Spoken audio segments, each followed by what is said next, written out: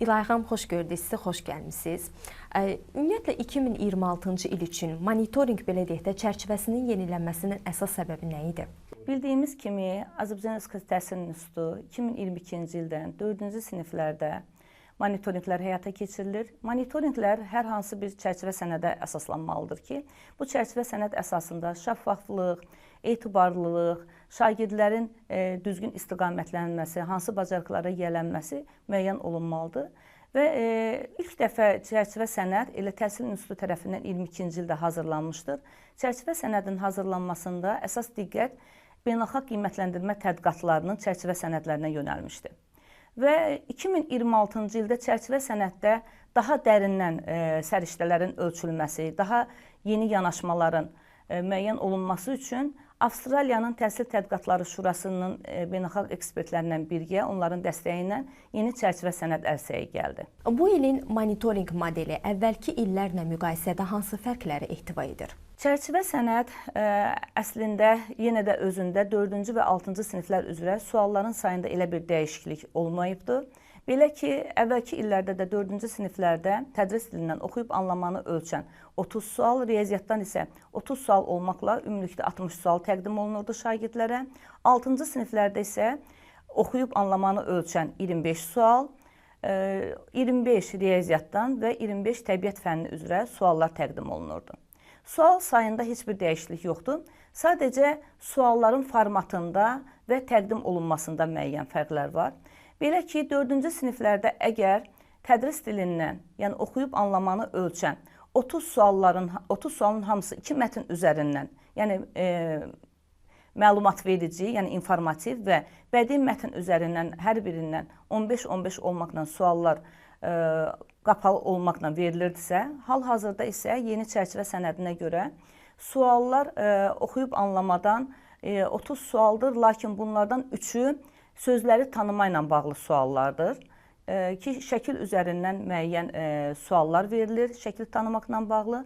Şagirdlər isə həmin suallar əsasında, qapalı suallar əsasında şəkli necə tanıdıqlarını nümayiş etdirirlər. Bununla bağlı nümunə də bir çəkmə şəkli üzərindən nümunə də çərçivə sənəddə təqdim olunubdur, bu ilki çərçivə sənəddə. Və digər yerdə qalan 27 sual isə 2 mətn üzərindən, yenə də bir bədii, bir informativ mətn üzərindən verilir. Bu, hər bir mətnə uyğun isə bu il artıq yenilik olaraq 2 açıq sual salınıbdır. Yəni, hər mətn üzrə bir açıq sual. Açıq suallar əsasən sual oluna bilər ki, nə üçün birdən-birə açıq yazılı suallara keçirilibdir? Biz əvvəlki illərdə ancaq qapalı suallarla ölçürdük və şagirdlərin əsasən münasibət bildirmə, yazılı cavablarla münasibət bildirmə bacarıqlarını da ölçmək üçün artıq yazılı suallara keçid etmək lazımdır və yeni çərçivə sənəd də bunu özündə ehtiva edir. Ancaq biz bu il şagirdlərin münasibət bildirmə kimi bacarıqlarını ölçmürük. Sadəcə yavaş-yavaş keçid etmək məqsədi ilə bu il ancaq mətndə verilən hər hansı bir informasiyanı oradan tapıb aşağıda qısa olaraq onu qeyd eləməkdir. Yəni, bu il keçid biraz yumşaq keçid eləmişik. Çünki şagirdlər üçün birdən-birə münasibət ölçmə sualları ilə biz onların yazılı münasibət bildirməsini ölçsəydik, ola bilərdi ki, şagirdlər üçün yeni bir yanaşma olardı. Ona görə növbəti illərdə münasibət ölçmə suallarına ola bilər ki, keçə bilək.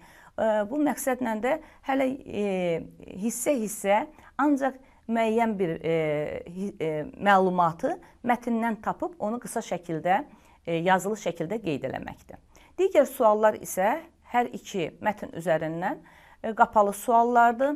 Suallar burada əsasən şərh etmə, nəticə çıxarma, əlaqələndirmə və həmçinin də faktoloji bacarıqları ölçən suallardır ki, əvvəlki illərdəki kimi artıq şagirdlərin bir növ bu tip suallarla bir təcrübəsi var. 6-cı siniflərə gəldikdə isə 6-cı siniflərdə biraz format tamamilə dəyişib. Belə ki, əvvəlki ildə əgər 6-cı siniflərə yenə də 2 mətn təqdim olunurdusa, bunlardan biri informativ, digəri isə bədii və keçən ilkin dəyişikliklərdə bir də şəkil əsasında informativ mətn var idi. Bu il isə format biraz dəyişir. Şagirdlərə 3-5 mətn təqdim olunur. Bu mətnlərdən ikisi açıq yazılı cavab tələb edən tapşırıqlardır ki, yenə də burada da 4-cü siniflərdəki kimi şagirdlər mətn içərisindən verilən hər hansı bir məlumatı seçib aşağıda qeyd edəcəklər. Digər bir məsələ isə burada mətnlərin formatı ilə bağlıdır. Burada mətnlər izah edici, təlimatlandırıcı, bədii və informativ mətnlərdən ibarət olacaq. Mətnlərin həcmi ilə bağlı suallara isə belə cavab vermək istərdim ki, 4-cü sinifdə bədii mətnlər ola bilər ki, böyük görünə bilər. Çünki əvvəlki illərdə də mətnlərin həcmi ilə bağlı müəyyən fikirlər səslənirdi. Ancaq nəzərə alsaq ki, bədii mətnlərdə hər hansı bir dialoqlar var və hər hansı bir təsviri vasitələrdən istifadə olunur. Ona görə mətnin həcmi böyük görünə bilər. Amma mətnə dair suallar isə burada konkret olaraq hər birinin müəyyən sayı var. 13-15 sualdan ibarətdir və bu da mətndən kənar çıxmır, yəni tam mətni əhatə eləyir və müəyyən bacarıqlar ölçür. Digər mətnlərə gəldikdə isə burada deyək ki, informativ mətndir, izah edici, təlimat verici, argumentativ mətnlərdir ki, bunların da hər birinə dair 6-cı siniflərdə 3-4 sual olmaqla verilir. Mətnlərin həcmi çox vaxt almayan, çox böyük olmayan, müəyyən bir təlimatlar üzərindən, müəyyən bir məlumatlar üzərindən qoyulan suallardır ki, şagirdlərin bu suallarla müəyyən bacarıqları ölçülür. Səriştə əsaslı monitorinq üçün niyə məhz 4 və 6-cı siniflər seçilib? 4-cü sinif bildiyimiz kimi ibtidai təhsil səviyyəsinin sonuncu sinifidir və ibtidai təhsil səviyyəsində şagirdlərin yiyələndikləri bacarıqları ölçmək üçün, təlim nəticələrini ölçmək üçün məhz 4-cü siniflər müəyyən olunmuşdur və bununla da biz ibtidai təhsil səviyyəsində şagirdlərin nail olduqları bacarıqları ölçürük. Ümumi orta təhsil səviyyəsində isə 6-cı sinifləri seçmək də heç də təsadüfi deyildir. 4-cü sinifi bitirən şagirdlər 2 ildən sonra artıq 6-cı sinifdə onlar yenidən monitorinqə cəlb olunurlar. Monitorinq sualları ölkə üzrə tətbiq edilməzdən öncə hansı üsullarla yoxlanılır və təsdiqlənir? Monitorinqin əsas mərhələsindən öncə sualların hazırlanması uzun bir proses keçir. Belə ki, monitorinq tədqiqat xarakteri daşıdığı üçün bu suallar mütləq sınaq olunmalıdır, sonra əsas mərhələ üçün təqdim olunmalıdır. Sınaq mərhələ nə üçündür? Sınaq mərhələdə biz sualların bütün ölkəni əhatə edən şagird qruplarında, yəni 4-cü sinif və 6-cı siniflər üçün seçilmiş qruplarda müəyyən meyarlar əsasında sualların çətinlik dərəcəsini ayırd etməsini, diskriminasiyasını müəyyən edirik. Suallar təhlil olunur statistik baxımından. Hansı suallar ki, şagirdlərin cavablandırılması üçün, şagirdlərin səriştəni müəyyən etmək üçün, şagirdlərdə şübhə yaradan suallar əsas mərhələyə təqdim olunmur.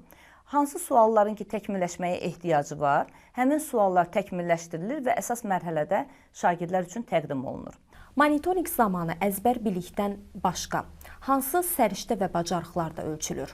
4-cü siniflərdə oxuyub anlama və riyaziyyatda əsasən şagirdlərin müəyyən səriştələri müəyyən olunur ki, burada əsaslandırmadır, nəticə çıxarmadır, faktoloji qavramada sizin vurğuladığınız kimi, amma burada birbaşa əzbərçiliyə yönəlmiş bir faktoloji qavrama deyil. Oxuduğu, anladığı mətndən müəyyən faktları seçib onları qeyd etməkdir. Əlaqələndirmə, şərh etmə bacarıqları əsasən oxuyub anlamada, əsaslandırma, tətbiq etmə və bilmə kimi bacarıqlar isə riyaziyyat fənnində ölçülür. Təbiət fənnində eyni bacarıqlar, riyaziyyatdakı kimi eyni bacarıqlar ölçülür, amma burada birazdan şagirdləri bir növ tədqiqata yönəldən, müəyyən faktları tapıb əlaqələndirən, şagirdlərin burada hansı ehtimalları irəli sürməsi, müəyyən situasiyalarda, real situasiyalarda o problemi necə həll edərlər kimi, yəni bu kimi bacarıqları da müəyyən olunur. Monitorinqlərdə açıq tipli və belə deyək də yazı əsaslı tapşırıqlarının sayının artmasının səbəbi nə idi? Bugünkü gün bilirsiniz ki, şagirdlərimiz əsasən test əsaslı suallara cavab verirlər və məktəbdə də müəllimlər demək olar ki, bütün tapşırıqları, bütün summativləri də bunun əsasında aparırlar.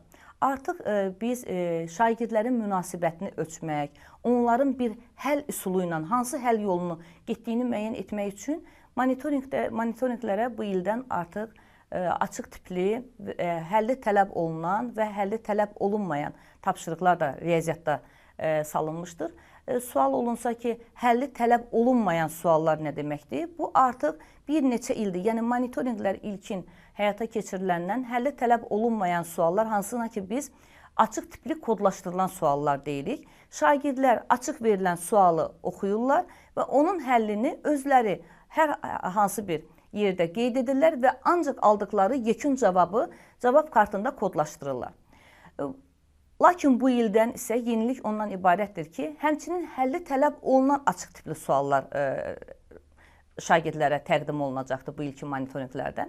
Həlli tələb olunan suallarda isə şagirdlərə açıq suallar verilir və burada mütləq şagirdin aşağıda cavab kartında o həlli yerinə yetirməkləri tələb olunur və yaxud müəyyən o həllə necə gəldikləri əsaslandırmaları tələb olunur. Yəni, həlli tələb olunanla həlli tələb olunmayan suallar arasındakı fərq bundan ibarətdir. Açıq tipli və konstruktiv cavab tələb edən tapşırıqlar necə qiymətləndirilir? Deməli, açıq tipli suallar əsasən etalon, əvvəlcədən hazırlanmış etalonlar və müəyyən meyarlar əsasında marker müəllimlər tərəfindən qiymətləndirilir və bu şagirdlərin yazdıqları cavablar da burada nəzərə alınır və biz bu etalonları təkmilləşdiririk. Belə ki, sınaqda şagirdlərin cavablarına uyğun olaraq etalon və bu qiymətləndirmə meyarları təkmilləşdiriləcək və əsas mərhələdə onun əsasında aparılacaqdır. Açıq kodlaşan, yəni həlli tələb olunmayan suallar isə bunun konkret şablonu var. Şagird hansı həll yolundan istifadə etməyərək yekun cavabı cavab kartında kodlaşdırılacaqdır. Ona görə aldığı yekun cavab ona uyğun olaraq, nəticə nədirsə ona uyğun olaraq qiymətləndiriləcək. İlay xanım, bəzi valideynlər deyir ki, bax bu monitorinqlərin keçirilməsi şagirdlərdə imtahan stressini artırır. Siz bu barədə necə düşünürsünüz? Bu stres əsasən valideynlərdən gəlir. Valideynlər şagirdləri sanki daima mühafizə eləməyə çalışırlar. İstəmirlər ki, şagirdlər müəyyən real situasiyalarda necə cavab vermək lazım olduğunu özləri müəyyən eləsinlər. Qərar verməni heç vaxt şagirdlərə buraxmırlar. Ona görə həmişə şagirdlərin yerinə düşünürlər və belə bir şagirdlərdə həyəcan yaradırlar.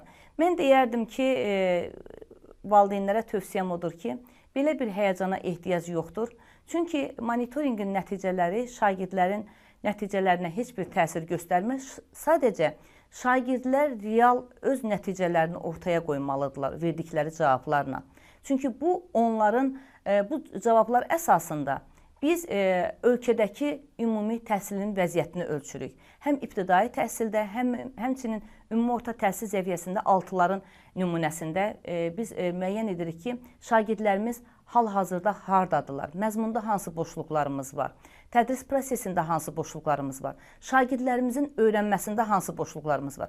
Bunları müəyyən etmək üçün monitorinq bizim üçün geniş bir databaz rolunu oynayır. Bizim üçün çox geniş bir diaqnostika rolunu oynayır ki, biz bunun əsasında bunları müəyyən edə bilərik. Lakin valideynlərin bu narahatçılığı bir növ şagirdlərə də təsir edir və lazımsız, belə deyək, həyəcan yaradır şagirdlərdə, həmçinin də eyni həyəcan müəllimlərdə də yaranır. Və son olaraq iyun monitorinqi öncəsi valideynlərə, şagirdlərə mesajınız nə olardı? Hörmətli valideynlər, bu prosesdən heç də həyəcanlanmayın. Bu sizin övladınız haqqında çox dərin bir məlumat bazasıdır ki, siz öz övladınızın hal-hazırda hansı mərhələdə olduğunu biləcəksiniz. Övladlarınızın hansı bacarıqlara, hansı səriştələrə sahib olduğunu siz özünüz müəyyən eləyəcəksiniz. Bu monitorinq prosesi həmçinin sizin övladlarınızda özünə inamı yaradır. Monitorinqdə təqdim olunan suallar övladlarınızın hər zaman düşə biləcəyi situasiyalardan çıxış yolunu tapmaq üçün çox yaxşı imkanlardır ki, bu imkanlardan istifadə etmək lazımdır.